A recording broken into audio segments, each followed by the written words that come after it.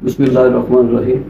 आज एक किसी ने मुझसे सवाल पूछा है कि किसी खातून ने कि उसका जो निकाहनामा है उसके ऊपर जो है ये दर्ज है कानून नंबर 18 पे कि तलाक तफवीज़ का हक़ उसको दिया गया है। तो उससे कहा है कि मेरे कुछ इख्तलाफात अपने मियाँ के साथ हो गए, तो क्या मुझे अदालतों में जाना पड़ेगा या मुझे किस तरह उससे अलहदगी मेरी जो है ना उसे कानूनी तरीक़ेकार उसका क्या है। तो उसकी गुजारिश ये छोटी सी बात आपकी मालूमात के लिए कि उसके अंदर ये है कि तलाक तफवीज़ का जो कलम नंबर 18 में निकाहनामे में जो खाना है उसके मुताबिक आप बिल्कुल ऐसे ही उसको तलाक देंगी जिस तरीके से मर्द औरत को देता है। आप भी उसके अंदर उसको लिखेंगे कि जनाब ये वजूहात हैं और जिसकी वजह पे मैं आपको तलाक तफवीज़ का हक़ इस्तेमाल करते हुए तो मैं आपको डिवोर्स तलाक दे रही हूँ। तो आपने उसकी एक कापी जो है वो यूनियन काउंसिल को भेज देनी है।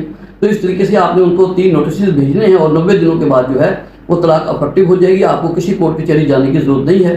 तो आप अपना ही जो तलाकनामा जैसे एक आदमी लिख के देता है आप भी लिख के देंगे और उसी तरीके से फिर आप यूनियन काउंसिल में जमा करवा के वहाँ से तलाक का सर्टिफिकेट ले लेंगी।